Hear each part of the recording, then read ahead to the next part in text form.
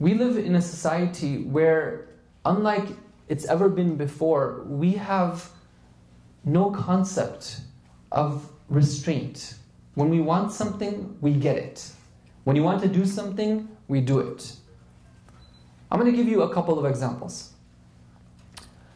Back in the days, when you wanted to express your opinion on something, right? What was the forum that you could do so? First of all, for a lot of people, it wasn't appropriate for them to express their opinion on something. For example, if I'm a student, right, I'm in the position where I'm learning, right? I'm not in the position where I'm expressing an opinion on the thing I'm learning until I get to the point where I become an expert, and then now I write papers, I go and teach classes, I lecture in universities or other forums, academic forums, and then I express my opinion on things.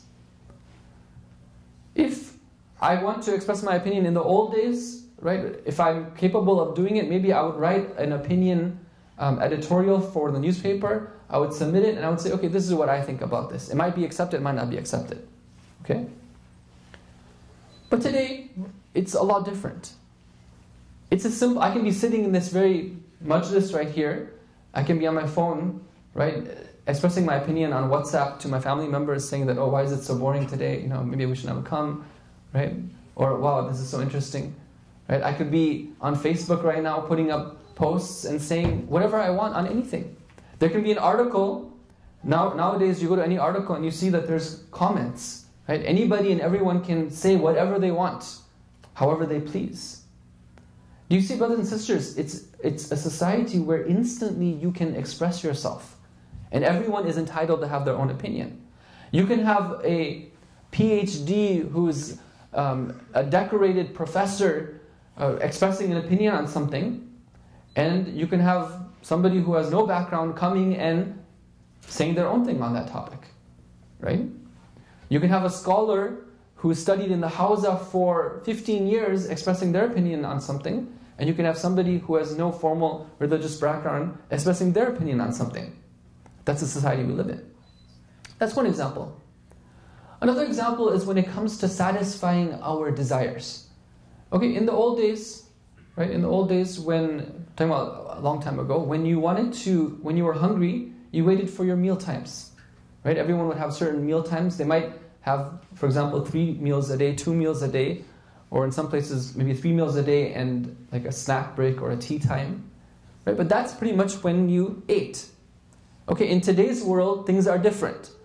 Things are different. Like you can get your bite-sized Snicker bars, right? You can get your bag of chips. You can be snacking the whole day if you want. You can never feel hunger the whole day.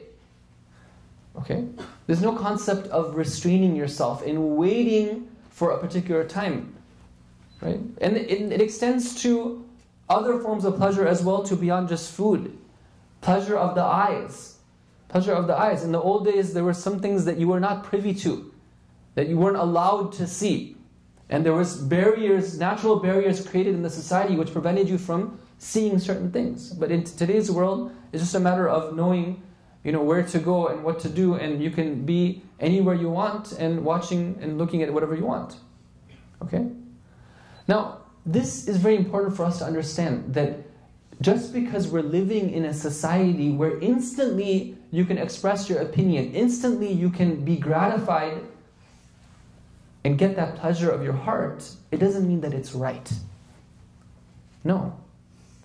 One of the core messages of the Quran, something which is emphasized very much in the Quran, Mufassirin say that it's one of the most emphasized and stressed concepts in the Quran, is this concept of sabr, of self-restraint. That we have to understand that it's not about just jumping for an opportunity when it presents itself for us. No, we have to be able to restrain ourselves. We got to be able to put on the brakes. Sometimes we have to say no. For example, the idea of snacking. In Islam, we have a lot of instruction about how we should eat. A lot, and it's amazing. Entire chapters, multiple chapters of traditions from the Ahlul Bayt about how we should eat food.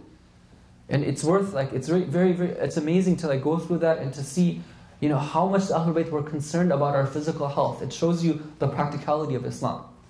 But one of the messages we get from that is that we shouldn't be snacking. We should have meals. And in between, we should actually feel hungry. Like feeling the pain of hunger, at least once in a day, is a very good thing for us. Otherwise, we forget what it means to be hungry.